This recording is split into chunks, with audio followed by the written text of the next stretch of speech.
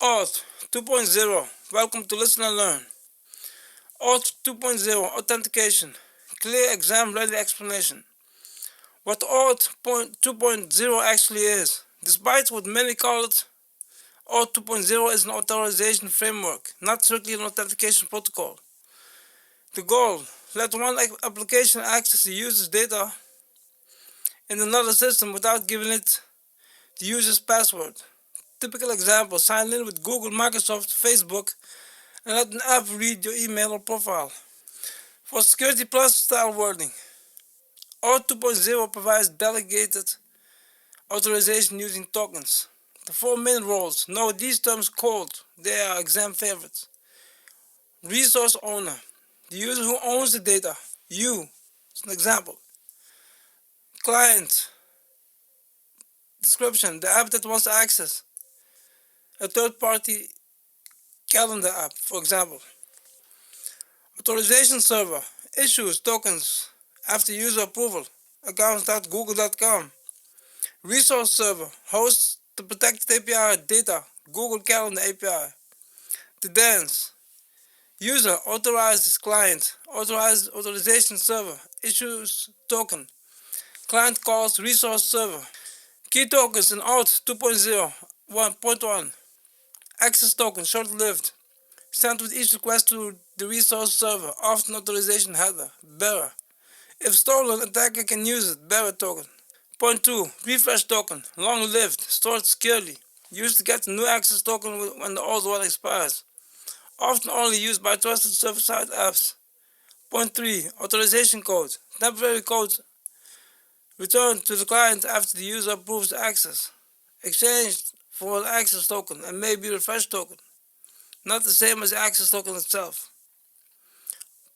Point 4. Common Auth 2.0 flows, what Security Plus cares about. You don't need full developer detail, but you must know what each flow is for. Point A. Authorization code flow, with PKCE for public clients, used by web apps, mobile apps, SPAs. Why?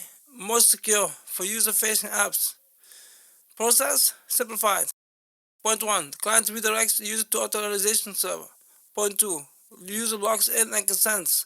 Point 3. Authorization server sends an authorization code back to the client via redirect. Point 4. Client exchanges the code for an access token and maybe refresh token. PKCE, proof key for code exchange, adds a code verifier and a code challenge. Point 2. Protects against authorization code interception. Point 3. Mandatory in Auth 2.1 for mobile SPA public clients. Exam angle, authorization code plus PKCE as secure delegated authorization for public clients. Point B. Device authorization, device code flow. Point 1. Used by devices with limited input, TVs, console, Internet of Things. Point 2. Process. 1. Device shows the code and URL. Point 2. User goes to your URL and another device phone PC logs in, enters code. Point 3. Device polls authorization server until the user approves, then receives token. Note this as device flow for input constrained devices. C.